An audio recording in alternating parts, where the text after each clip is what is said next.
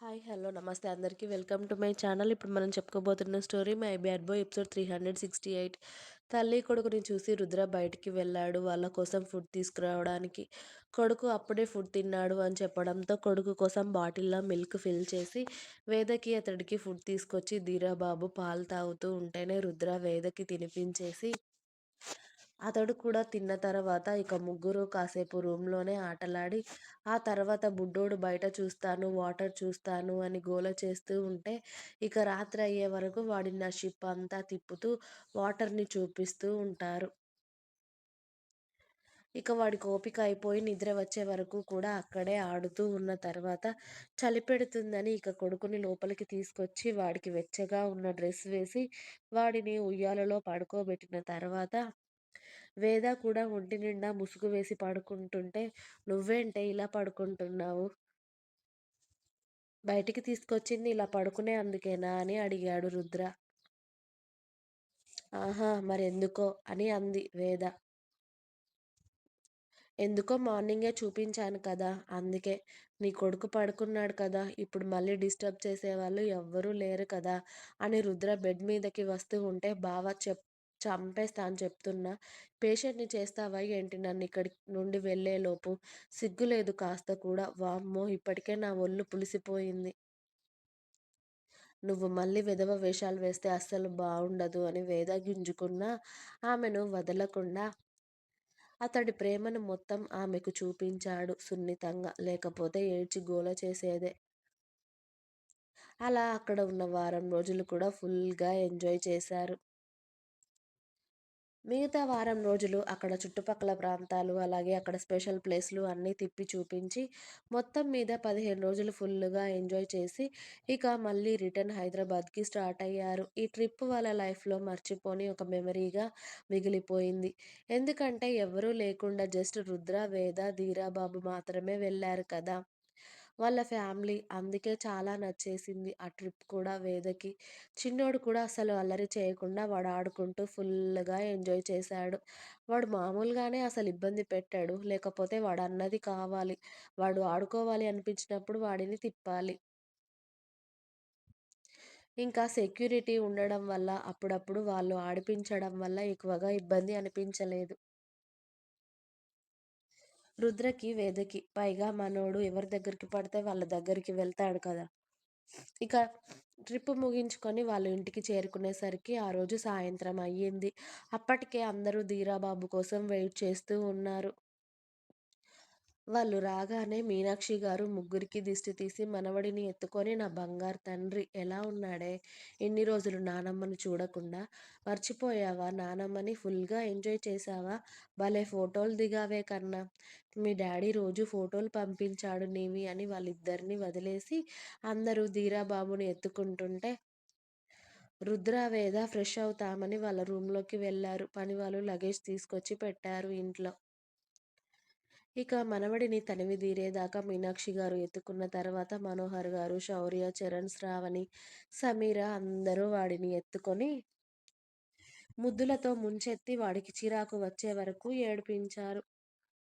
వీడికి ఎత్తుకుంటే కూడా చిరాకే. వీడికి స్నానం చేయించమ్మా బయట నుండొచ్చాడు కదా! ఫ్రెష్ అవుతాడు అని చరణ్ కొడుకుని తీసుకెళ్ళి వాళ్ళ అమ్మగారికి ఇచ్చాడు. మీనాక్షి గారు మనవడిని తీసుకెళ్ళి ఫ్రెష్ చేయించి కాస్త ఫుడ్ తినిపించగానే మనోడు జర్నీ వల్ల అలసిపోయాడు కదా! వెంటనే నిద్రపోయాడిక. వాళ్ళ రూమ్‌లోనే పడుకోబెట్టారు మీనాక్షి గారు వాడిని.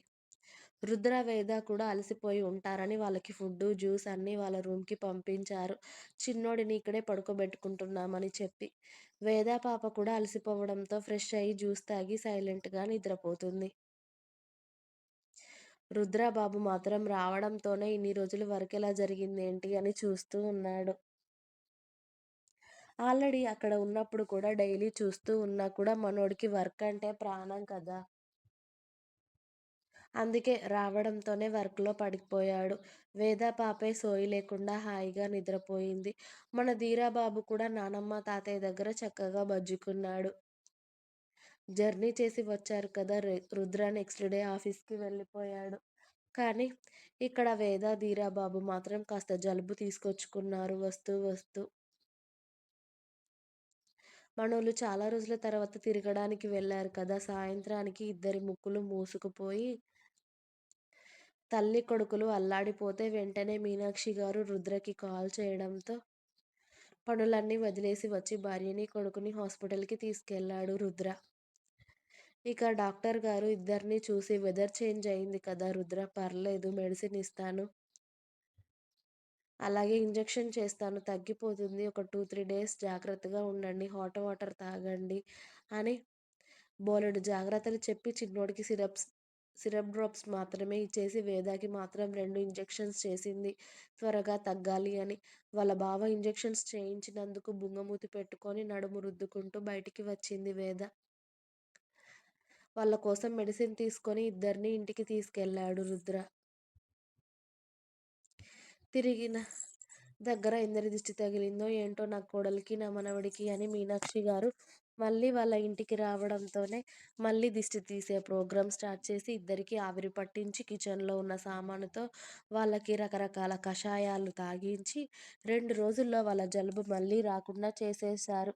అప్పుడు గాని ఇద్దరు సెట్ అయితే గాని మీనాక్షి గారి మనసు కుదుట పడలేదు. రోజులు అలా అందంగా సాగుతూ ఉంటే శ్రావణికి 9వ నెల వచ్చేసింది. మళ్ళీ మరో సంబరానికి రుద్ర వాళ్ళ ఇల్లు ముస్తాబవుతుంది. ఇక శ్రీమంతం ఇక్కడ జరిపించి పుట్టింటికి పంపిస్తే డెలివరీ వరకు అక్కడే ఉంటుంది అని శ్రీమంతం గ్రాండ్‌గా చేయాలి అని నిర్ణయించుకున్నారు. శ్రావణికి నెలలు పెరుగుతున్న కొద్దీ శౌర్య కూడా ఎక్కువగా ఇంట్లోనే ఉంటున్నాడు. ఏదైనా వర్క్ ఎక్కువగా ఉంటేనే రుద్ర ఆఫీస్‌కి పిలుస్తున్నాడు. లేకపోతే శౌర్యని ఎక్కువగా శ్రావణి దగ్గరే ఉండమని చెప్తున్నాడు.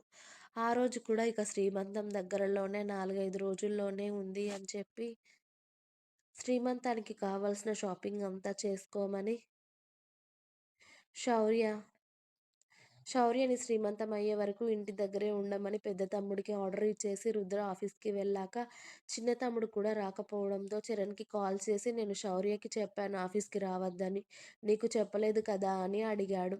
అంటే అన్నయ్యకి, వదినకి షాపింగ్‌లో హెల్ప్ చేయడానికి నన్ను, సమీరాని కూడా రమ్మన్నారు. అందుకే రాలేదు అని మనోడు ఐస్ చేస్తూ ఉంటాడు పెద్దన్నని. ఇక చిన్న తమ్ముడు వేషాలు తెలుసు కాబట్టి ఏమీ అనకుండా రుద్ర చిన్నగా నవ్వుకొని సైలెంట్‌గా అతడి వర్క్ చేసుకుంటూ ఉంటాడు. రుద్రతో ఫోన్ మాట్లాడి కట్ చేసిన తర్వాత సమీర బ్లాంకెట్‌లో నుండి తల పైకి తీసి, "సిగ్గుందా? నీ అవసరానికి శౌర్య బావ ఉండమన్నాడు అని చెప్తున్నావా? పైగా నా ఆఫీస్ వర్క్ కూడా ఎవరు చేస్తారనుకుంటున్నావురా? నాకు వర్క్ అక్కడ బోలెడుంది" అని సమీర బ్లాంకెట్ నిండుగా కప్పుకుంటూ చరణ్‌ని కొడుతూ ఉంటే మరి ఏం చెప్పాలే? ఈ మధ్య డే కూడా నీతో లేక చాలా రోజులవుతుంది కదా! అప్పుడప్పుడు ఇలా కూడా ఉండాలి అని మరోమారి ఆమెకు ఊపిరాడకుండా చేసి, మధ్యాహ్నం వరకు సమీరాని అస్సలు వదిలిపెట్టడు చరణ్. సిగ్గులేదు కాస్త కూడా నీకు అని చరణ్‌ని 100 బూతులు తిట్టుకుంటూ సమీర వెళ్లి ఫ్రెష్ అయి వచ్చాక, చరణ్, సమీర వచ్చేసరికి రూమంతా నీట్‌గా సర్దేసి, బెడ్ కూడా సర్దేసి అతడు కూడా ఫ్రెష్ అయ్యి వచ్చాక అప్పటికి వాళ్ళిద్దరి కోసమే శౌర్య, శ్రావణి, మీనాక్షి గారు, వేద, ధీరా బాబు రెడీ అయ్యి ఎదురు చూస్తూ ఉంటారు.